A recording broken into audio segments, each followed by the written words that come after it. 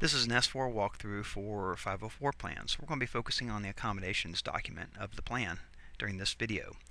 I've targeted Joe Test. We're going to go into referrals, 504s, and the three documents that are needed for the accommodation and the plan itself are shown. We've already walked through the consents, which tied to an eligibility. At the end of the eligibility, as a reminder, we were asked a question: would we like to copy forward the accommodations of the prior eligibility? And I said yes to that. And when I said yes to that, it generated our existing new accommodations plan for this 504 plan. So I'm going to go ahead and edit that, and you won't see that link. And here is the information, my test information from my prior 504 accommodations plan. So I'm going to go ahead and put a little bit more realistic data in here, and I'll say that the student suffered a broken arm due to accident, during an accident.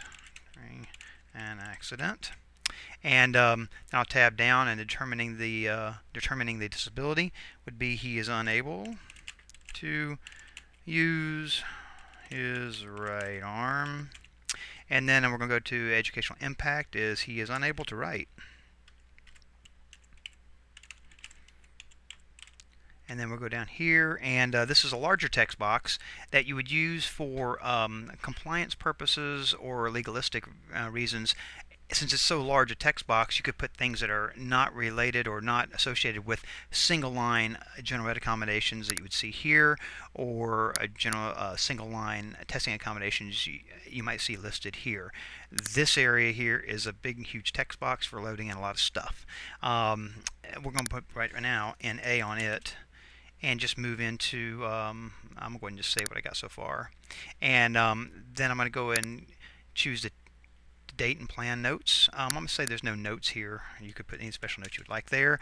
The parent did participate, and the plan date itself is 12/13. It will automatically give a review date of 1 year from now. Now, a comment I'd like to say is that you might want to think about a broken arm for the student, or whatever the condition is the student might be leaving your school if it's 5th, or if it's an 8th grade student, be going to another school.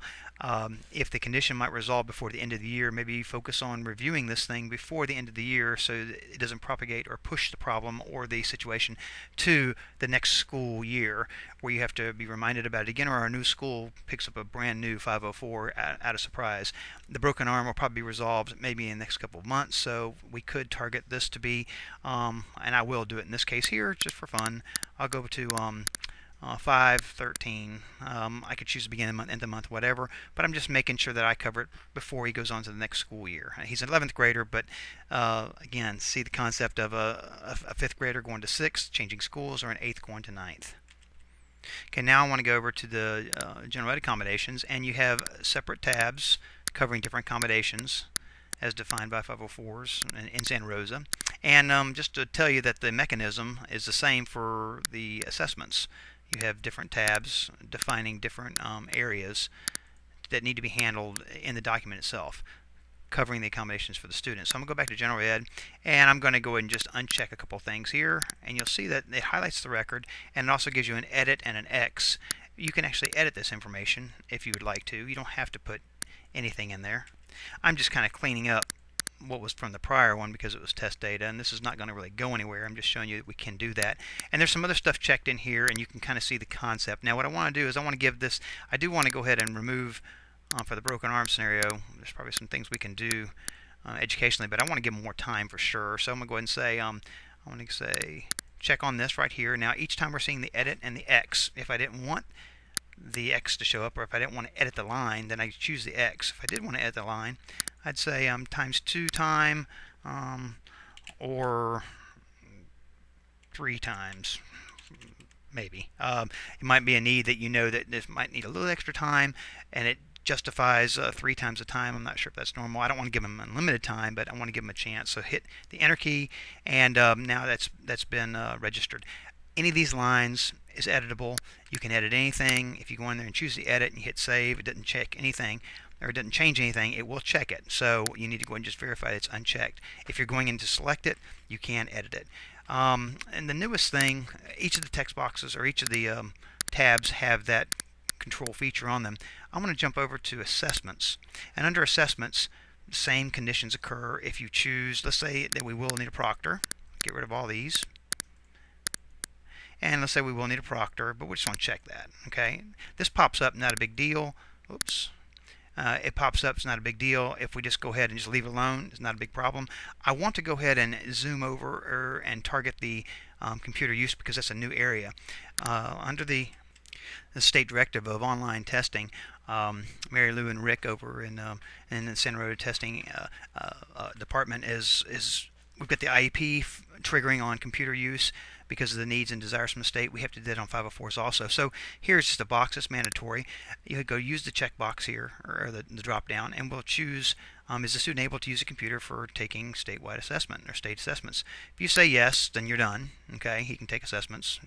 If you say yes, but with accommodations, then you'll have to choose one or many of the accommodations. Let's say the broken arm student has a problem with seeing, so you can say large print or zoom feature, that kind of thing. Both things will be registered.